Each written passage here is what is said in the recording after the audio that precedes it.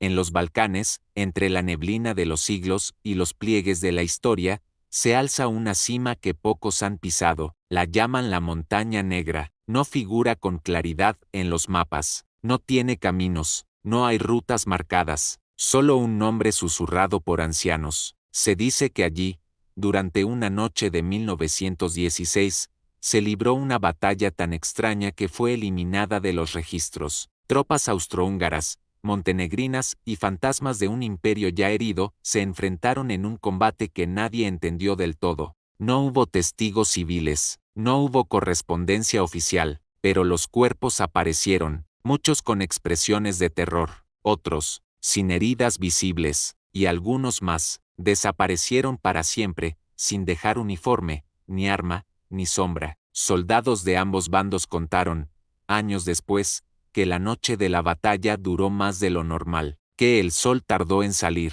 que los relojes se detuvieron, que el tiempo mismo parecía moverse con dificultad sobre esa cima maldita. Uno de ellos escribió en su diario: disparamos hacia la niebla durante horas, no veíamos enemigos, pero sabíamos que algo venía, el aire olía a metal caliente, y no al de las balas, al de algo más antiguo. Otro juró que la montaña rugía, que los árboles vibraban como si contuvieran algo encerrado en sus raíces, y que entre la maleza se movían figuras altas, silenciosas y sin rostro. Ningún oficial quiso incluir eso en los informes, pero todos lo escucharon. Antes de la batalla, durante los días de reconocimiento, los exploradores notaron un silencio absoluto. No había canto de pájaros, no había insectos, ni el crujir de ramas, solo viento, un viento constante, bajo, como un suspiro antiguo y molesto. Un oficial austrohúngaro,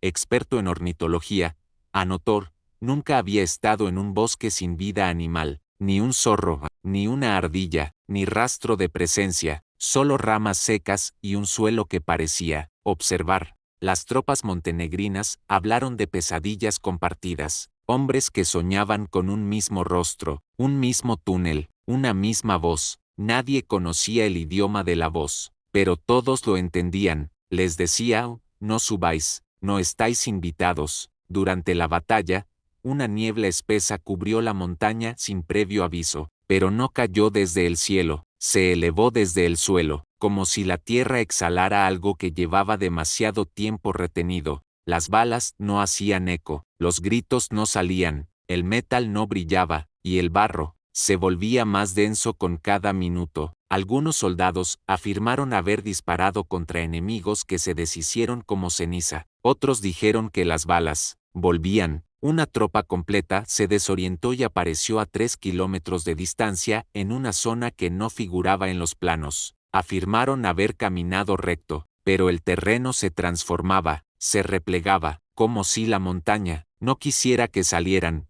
En 1923, se encontró una carta sellada en una casa de Viena abandonada. Estaba dirigida al alto mando del imperio. Su autor, un teniente que participó en la batalla de la Montaña Negra, nunca fue enviada. La censura la interceptó. En ella, el teniente contaba que al tercer día de combate, dejaron de recibir órdenes. Los radios emitían solo estática. El cielo cambió de color, y algunos hombres comenzaron a hablar lenguas desconocidas, a escribir símbolos con sangre en sus cascos. Finalizaba con una frase escalofriante: no peleamos contra hombres, ni contra ellos mismos, peleamos contra algo que habita aquí desde antes que nosotros, y hemos abierto la puerta. Nadie quiso conservar esa carta, pero una copia sobrevive en un archivo no oficial. Cuando el combate terminó, no hubo parte oficial que explicara lo ocurrido, solo un conteo de bajas, pero los números no cuadraban. Más de 300 hombres de ambos bandos desaparecieron sin dejar rastro, sin huesos, sin equipo, sin nombre.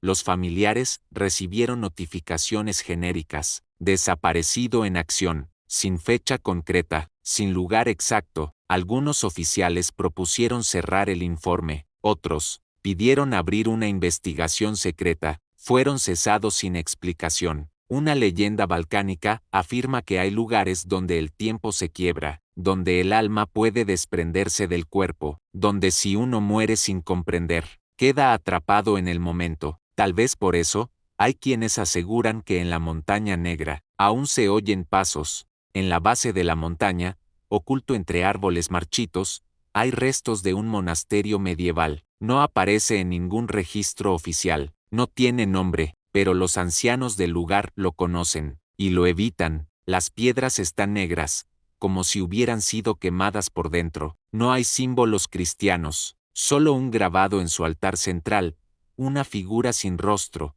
con los brazos abiertos hacia el abismo. Algunos lo interpretan como un ángel, otros, como un aviso. En los años 50, un grupo de arqueólogos entró allí. Solo uno volvió. Dijo que el lugar grita sin sonido, que el suelo late, y que en el fondo de la nave hay un pozo sin fondo, cubierto por un círculo de huesos. Nunca se volvió a excavar la zona. En 1974, un pastor encontró un cuaderno cerca de una cueva en la ladera este. Era un diario de campaña, en perfecto alemán, fechado en 1916, firmado por un cabo que había sido declarado muerto durante la batalla. Lo inquietante era que las últimas páginas estaban escritas con caligrafía distinta, con símbolos extraños, con manchas de algo que parecía óxido, o sangre muy antigua. Uno de los párrafos decía: el suelo nos lleva, cada paso no es avance, es descenso. Quienes estudiaron el cuaderno aseguraron que el papel no envejecía, que olía a sal, y que, en ciertas noches,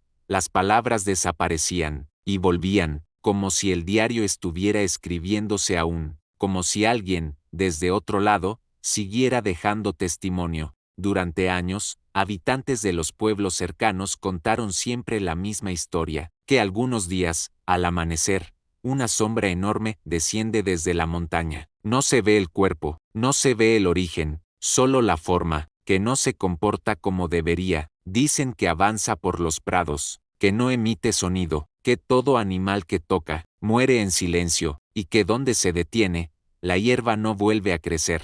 Algunos dicen que es el espíritu de los caídos, otros, que es el verdadero dueño de la montaña. Una vez, un fotógrafo quiso captarla, puso su cámara en lo alto de una colina y esperó. La imagen que tomó mostraba un campo vacío, pero al revelar el carrete, una figura estaba en primer plano, un cuerpo alargado, sin ojos, mirando de frente. La cámara se rompió al día siguiente. Uno de los fenómenos más reportados por soldados y civiles fue la llamada lluvia invertida, una fina bruma que no caía del cielo, sino que ascendía desde la tierra, como si el mundo al revés intentara salir, como si algo quisiera emerger. Durante esas lluvias, el sonido se distorsiona, las voces suenan más graves, el cielo se torna rojizo, y las brújulas giran sin control. Algunos soldados intentaron registrar el fenómeno, pero todo el material se perdió en un incendio en Belgrado en 1922. Una única fotografía sobrevivió, muestra a 3 hombres señalando al suelo. Uno de ellos llora, otro se cubre los ojos, el tercero no tiene sombra. Los 3 murieron meses después,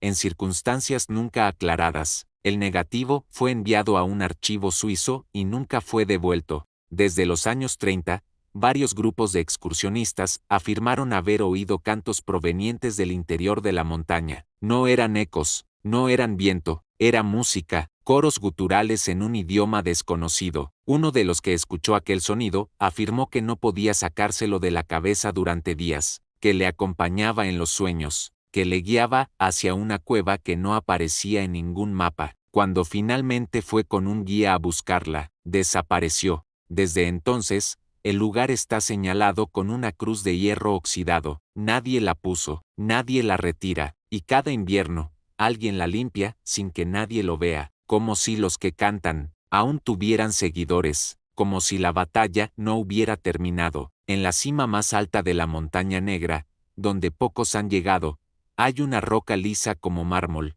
con una única inscripción tallada a gran profundidad. No se sabe quién la escribió, no se sabe con qué herramienta. El texto, según lingüistas eslavos, es una mezcla de caracteres antiguos, algunos prerrunos, otros completamente desconocidos, pero su traducción aproximada dice: aquí fue tocado el velo, Aquí se abrió la grieta, aquí vendrán otra vez. Esa piedra fue fotografiada en 1991. En la imagen, puede verse que a su alrededor hay pequeñas marcas circulares, como huellas, pero no humanas. El fotógrafo desapareció semanas después en otra expedición. Su cámara fue hallada, pero el carrete, vacío. La batalla de la Montaña Negra fue enterrada por los libros de historia, fue negada por los archivos militares, fue silenciada por todos. Pero quienes han pisado esa tierra, saben que algo ocurrió, algo que la guerra no explica. Algunos creen que se trató de un cruce de planos, de un desgarro en el tejido del mundo, de un encuentro con lo que existe detrás del telón de la realidad.